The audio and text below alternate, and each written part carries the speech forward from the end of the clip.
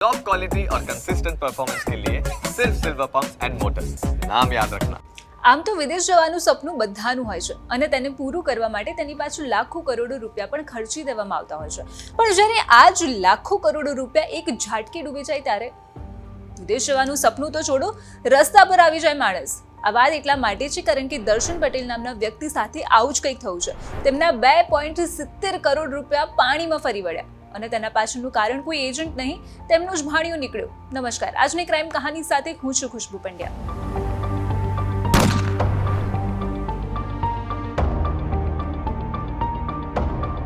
આ ઘટના ઘટી છે કરજણ તાલુકાના કંડારી ગામમાં રહેતા દર્શન પટેલ સાથે, જેમણે આઈટીમાં ઇલેક્ટ્રિશિયનનો અભ્યાસ કર્યો હતો। તેમના માતા અમેરિકામાં રહે છે અને તેઓ અભ્યાસના વિઝા મેળવી વર્ષ 2009માં લંડન ગયા હતા અને વર્ષ 2014માં પરત પણ ફરી ગયા હતા। તે બાદ તેમણે અહીંયા જ રહીને આગળનું કામ કરવાનું વિચાર્યું હતું, પણ થોડાક સમય બાદ તેમની મુલાકાત થઈ તેમની એક દૂરની બહેન દિવ્યાંગીની સાથે। તેમનો દીકરો ધ્રુવ કોરોના બાદથી કેનેડામાં રહેતો હતો, જે વાત દિવ્યાંગીનીએ તેના ભાઈ દર્શને જણાવી હતી અને સાથે એવું પણ કહ્યું કે કેનેડા જવા માટે visitor to work permit visa પણ થાય છે અને આ કામ મારો દીકરો ધ્રુવ જ કરે છે। જો તારે જવું હોય તો હું તને નંબર આપું છું, તું વાત કરીને માહિતી મેળવી લેજે। અને હવે ઘરનું વ્યક્તિ કામ કરતું હોય એટલે વિશ્વાસ તો હોય જ, એટલે દર્શને પણ ધ્રુવનો નંબર લઈ લીધો અને પછી કોલ કરીને તેની સાથે વાત કરી અને તેમાં ધ્રુવે એવું પણ કહ્યું કે વાંધો નહીં મામા, તમે ચિંતા ના કરો, હું બધું જ જોઈ લઈશ, તમારા વિઝા પણ આરામથી મળી જશે, બસ તમારે ખાલી હું કહું એટલું કરવાનું છે।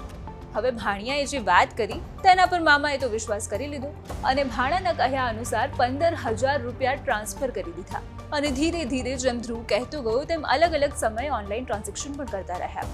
વર્ષ 2013માં અમદાવાદથી ટોરેન્ટોની ટિકિટ માટે પણ તેમણે મોટી રકમ મોકલી હતી, જેની ટિકિટ કોપી ધ્રુવે વોટ્સઅપથી મોકલી આપી હતી અને તેને એમ્બેસીમાં બતાવવાની હોવાનું પણ જણાવી દીધું હતું, પરંતુ તે બાદ વિઝિટર વિઝામાં સમસ્યા છે એવું કહીને હવે વર્ક પરમિટના વિઝા માટેની પ્રક્રિયા કરવી પડશે અને એ તો હું આમ કરી દઈશ અને તમે જે ટિકિટના પૈસા મને મોકલ્યા છે તે ચિંતા ના કરો, એ હું તમને રિફંડ પણ કરાવી દઈશ। હવે ભાણો કે એ તો સાચું જ હોવાનું, મામા માટે તો પણ બસ દર્શનભાઈ ધ્રુવ પર ભરોસો કરતા રહ્યા અને ધ્રુવ તેમનો ફાયદો પણ ઉઠાવતો રહ્યો અને પછી વર્ક પરમિટની કાર્યવાહી શરૂ કરી અને તે વખતે પણ અલગ અલગ ટ્રાન્ઝેક્શન થકી પૈસા લીધા અને પછી 3 મહિના બાદ ફરીથી કહ્યું કે મામા, વર્ક પરમિટના વિઝામાં પણ તકલીફ છે, આમાં મામીનું નામ એડ કરવું પડશે, એટલે કે તમારી પત્નીનું, એટલે હું તમને કહું એ ડોક્યુમેન્ટ્સ તમે મને મોકલી આપો એટલે આપનું કામ આગળ વધે અને હા, આમાં પૈસા પણ જોઈશે, તમે મને ઓનલાઈન આપી દો। અને આમ કરતાં કરતાં ધીરે ધીરે લાખો રૂપિયા પડાવી ચૂક્યો હતો, પણ થોડાક સમય બાદ મામાની મુલાકાત તેના ભાણિયા ધ્રુવ સાથે થઈ ગઈ એક લગ્ન પ્રસંગમાં, જ્યારે તે કેનેડાથી પરત આવ્યો હતો। તે સમયે પણ તેણે વર્ક પરમિટના વિઝાનું કામ તો થઈ જ ગયું છે એવું કહીને નીકળી ગયો હતો, પણ પછી પાછું કહ્યું કે વર્ક પરમિટના વિઝામાં તો પ્રોબ્લેમ છે, આપણે બિઝનેસ વિઝાની પ્રોસેસ કરવી પડશે અને આ વખતે તો પાક્કું થઈ જશે, ખાલી થોડો ખર્ચો મોટો છે। અને પછી દર્શને વધુ વિશ્વાસ આપવા માટે ધ્રુવે દિલ્હીથી અબુધાબી અને અબુધાબીથી ટોરેન્ટોની ટિકિટ વોટ્સઅપ થકી મોકલી આપી, પરંતુ કોઈ કારણોસર દર્શનને શંકા ગઈ અને તેને એરલાઇન્સમાં કસ્ટમર કેરમાં ફોન કરીને માહિતી માંગી કે આવી કોઈ ટિકિટ ઇસ્યુ કરવામાં આવી છે, પણ તેમાં તેને ખ્યાલ આવ્યો કે આવું કોઈ બુકિંગ તો થયું જ નથી, જે બાદ દર્શન ટેન્શનમાં આવી ગયો અને તરત જ ધ્રુવને આ અંગે જાણ કરી દીધી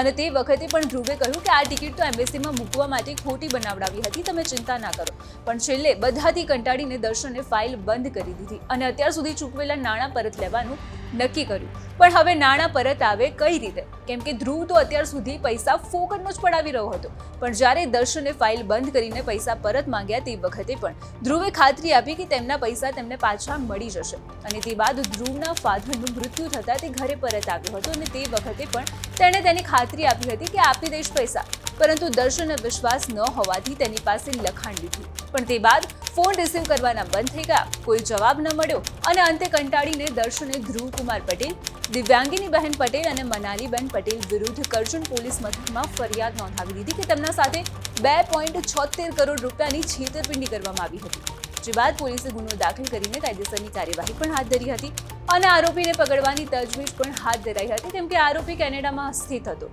પણ અહીંયા સવાલ એ થાય કે જ્યારે તમે કોઈના પર આંખ બંધ કરીને ભરોસો કરો છો અને તે જ વ્યક્તિ જ્યારે તમારા ભરોસાને છિન્ન ભિન્ન કરી નાખે ત્યારે કેવું થાય, અને એમાં પણ જ્યારે વાત પૈસાની હોય, કેટલી મહેનતે પૈસા ભેગા કરીને આપ્યા હોય, માથે લોન હોય, કોઈની પાસેથી સેટ કરીને આપ્યા હોય, પણ પછી જ્યારે આવી છેતરપિંડી થઈ જાય ત્યારે વ્યક્તિની સ્થિતિ ખૂબ જ ગંભીર થતી જાય છે। ખેર, તમે આવા કોઈ ચક્કરમાં ના ફસાઈ જતા એ ધ્યાન રાખજો. તો અત્યારે ક્રાઇમ કહાનીમાં બસ આટલું જ. આપણે ફરી મળીશું એક નવી કહાની સાથે. નમસ્કાર.